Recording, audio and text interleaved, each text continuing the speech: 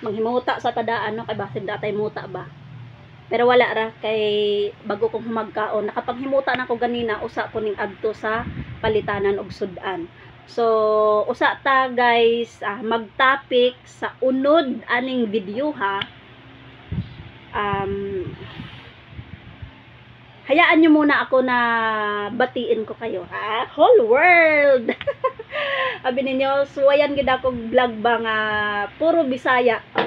Amot wa man gid ginatuyo guys, pero masagulan man gyud oy. Bistag manoon oy, ambot oy ngano jud. Mo nang sabta na lang ninyo ha. So siguro guys dito sa ano na to, pagkakataong ito masasabi ko na baka i-push ko na talaga ang pagbablog. Kasi dahil sa mga posting ko dito sa Facebook, ayan, namalayan ko pala na may mga iba't ibang messages tayo. Kailan ko lang nakita na sa spam message. Dahil nga sa mga posting ko, maraming nagme-message, nagka-interest, maraming mga tanong, paano ganito, ganyan, paano mo ginawa, ano bang ginagawa mo, mamuhunan ba tayo ng pera, ganyan, mga ganito, no?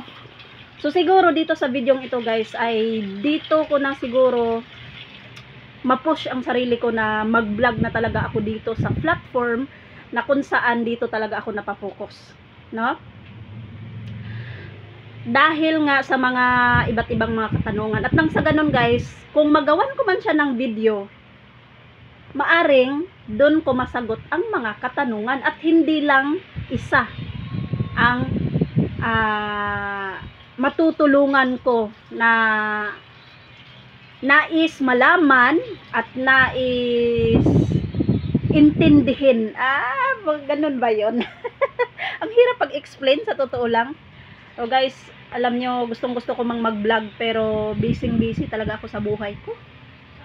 Sa dalawa ko palang anak na, dahil daw sa popo, sabi ng anak ko. Sa dalawa ko palang estudyante guys, ugaga na ako. Tapos may bunso pa ako na 10 months. No? So, tapos, mayroon pa akong platform earnings na kung saan hindi ko talaga magawa guys minsan ang magwalis. Ayan, makapaghugas ng plato dahil dito. Kasi, sayang magkakapera ka no? Ganun. So, okay. Ito na nga po, guys. Kung mapanood nyo man ang video kong ito, pasensyahan nyo na kung ano-anong mga pinagsasabi ko, no? Pero, sabihin ko, ituloy ko na talaga yung pagbablog ko. Pero, sana nga, makonsistent ko ang pag-upload araw-araw.